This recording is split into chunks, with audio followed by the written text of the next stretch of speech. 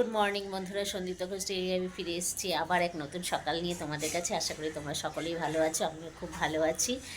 তা ছোটদের ভালোবাসা, বড়দের শ্রদ্ধা জানিয়ে আজকে আমার ভিডিওটা শুরু করছি। তা চলো দেখতে থাকো। এখন সকালবেলা এখনও অনেকক্ষণ আগে উঠেছি, ভিডিও এডিট করলাম, রাতে এডিট করা হয়নি।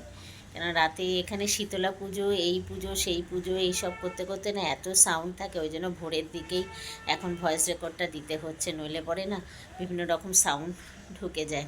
তো চলো এখন আমি চা খাবো। তা রাত্রিবেলা রিলস করেছিলাম, লিপস্টিক মেখেছি, দেখো কিছু ওঠেনি। দেখো এই আমার একটা অভ্যেস। তা চলো দেখতে থাকো, খারাপ লাগছে না, ভালোই লাগছে। তো সকালবেলা তোমাদেরকে গুড মর্নিং জানিয়ে আমি চলে আসলাম চা খেতে, কেননা চা তো আমার ঘুমের রেশ কাটে না চা না খেলে পরে, তাই চা খেতে চলে আসলাম। খেতে বলতে চা পান করতে চলে আসলাম।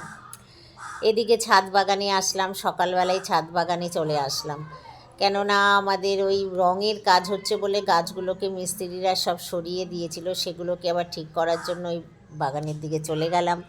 কেননা সকালবেলা যদি এগুলো ঠিক না করি আর দিনের শেষে আর হবে না, সেই জন্য এগুলোকে ঠিক জায়গা মতন রেখে দিলাম। কেননা সকালে তো আমি জল দিতে আসি গাছে, আমি আর মাধবীদি রোজই আসি জল দিতে গাছে। তাই জল দেওয়ার আগে দেখলাম যে গাছগুলোকে ঠিক জায়গা মতন যেমন ছিল সেই জায়গা মতন গিয়ে রাখার চেষ্টা করছি। তা মাধবীদি দেখো ওই দিক দিয়ে যেতে পারছে না, আমি বলছি দিক দিয়ে ঘুরে যাও, তাহলে তুমি যেতে পারবে, কেননা চারদিকে তো গাছ দিয়ে ভরে দিয়েছি। আর এই প্রকৃতিকে এত ভালোবাসি বলে এত গাছ আমি করেছি, কিন্তু এগুলোকে দেখো ঠিক মেনটেন করতে হয়। গাছ শুধু করলেই মানে বসালেই হলো না, ঠিক মতন সঠিক মেনটেন করতে হয়। মেনটেনের সময় পাচ্ছি না, দেখো গাছ করতে করতে কত গাছ ছড়িয়ে ফেলেছি আমি। বিভিন্ন ব্যালকনিতে গাছ লাগিয়ে ভর্তি করে দিয়েছি, যেমন সবজির গাছ তেমনি তোমার ফুল গাছগুলো দেখিয়েছিলাম তোমাদের, বেল ফুল, তারপরে জবা ফুলের গাছে সবসময় জবা ফোটে না, ছোট আছে। আর ব্যালকনিগুলো খুব ছোট, তো ওই দিকের যে ব্যালকনিটা সেটা একটু বড় আছে। তো এদিক ওদিক করতে করতে না মানে মেনটেন করা হয় না, কখন যে কি করব কিছুই বোঝা যায় না। আজকে একটুখানি কুমড়ো শাক তুলে নেব, কেননা আগেই তোমাদের বলেছি লাউ শাক, কুমড়ো শাক, চাল কুমড়ো এগুলোতে না আমার খুব একটা ফল ধরছে না।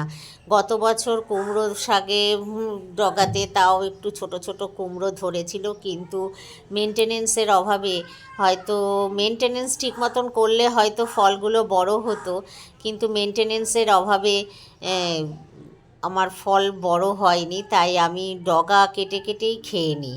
হ্যাঁ, কুমড়োর ডগা, লাউয়ের ডগা। তা লাউ তো এবছরে করেছি, 2-3টে চারা উঠেছিল, তা দুটো তো জলের অভাবে না কিসের অভাবে আমি বলতে পারবো না, আমি ছিলাম না, তা দুটো মারা গেছে, আর একটা গাছ এখনও আছে।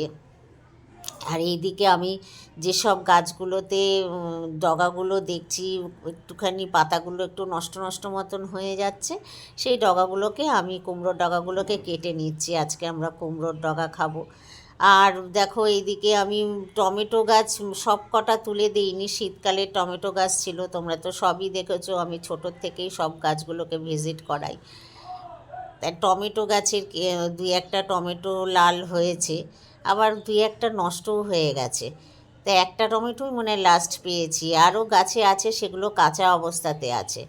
তা বাজারেরও কিছু টমেটো কেনা ছিল বলে আর সেগুলো কাঁচা টমেটোগুলোকে আর তোলা হয়নি। তা 2টো না 1টা টমেটো মনে হয় ভালো পাওয়া গেছে, সেটা তোলা হয়েছে। আর এদিকে কুমড়োর ডাগাগুলো মাধবীদি কেটে নিচ্ছে, ওইদিকে অনুরাধাও আছে, অনুরাধাও হেল্প করছে মাধবীদির সাথে। আজকে আমি পুরো ক্যামেরাটা করছি আর মাধবীদি আর অনুরাধা কাজ করছে। ক্যামেরা করাটাও একটা কাজের, তাই না? তা বন্ধুরা, তোমাদেরকে বারবার রিকোয়েস্ট করছি যে ফুল ওয়াচ দিও, ভিডিওটা স্ক্রিপ্ট না করে ফুল ওয়াচ দিও, ফুল ওয়াচ দিয়ে ভিডিওটা দেখো, দেখবে তোমাদেরও আমাকে কোনো না কোনো অংশে আমাকে ভালো লাগবে, নিশ্চয়ই ভালো লাগবে। প্রতিদিন দেখতে দেখতে দেখবে তোমাদেরও আমাকে খুব ভালো লেগে যাবে। এবং অনেক বন্ধুরা আছে ভিডিও চায়, আবার অনেক বন্ধুরা শুধু কমেন্ট করে বেরিয়ে যাচ্ছে, ফুল ওয়াচ দিচ্ছ না, সেরকম লাইক হচ্ছে না। আমি আগেও বলেছি, এখনও বলছি, সম্পূর্ণ ভিডিওটা দেখতে থাকো এবং লাইক দিও। কমেন্ট করো, শেয়ার করো।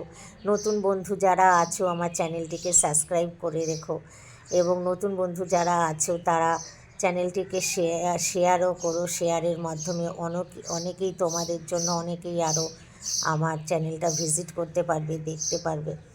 আর বন্ধুরা, তোমাদেরকে জিজ্ঞাসা করেছিলাম যে আমার লেবু গাছে কিন্তু এখনও ফল ধরছে না, তার কারণটা একটুখানি যদি তোমরা আমাকে জানাতে খুব উপকৃত হতাম আমি। সত্যি আমার লেবু গাছে এখনও পর্যন্ত কোনো ফল ধরাতে পারিনি, ফল কি ফুলই আসেনি এখনও। কেন? এতগুলো লেবু গাছ আমি করেছি, কিন্তু ডাল আমি কলম করেও বসিয়েছি, কোনোটাতেই কিছু হচ্ছে না। গাছ কিনেও বসিয়েছি, দানা থেকেও গাছ তৈরি করেছি।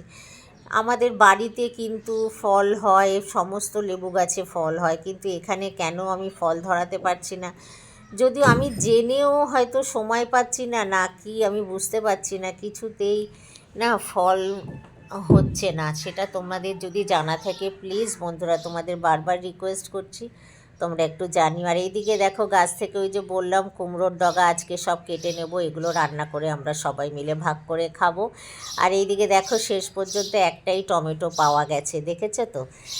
আর গাছগুলোকে যথারীতি ঠিক জায়গা মতন মোটামুটি বসানো হয়ে গেল।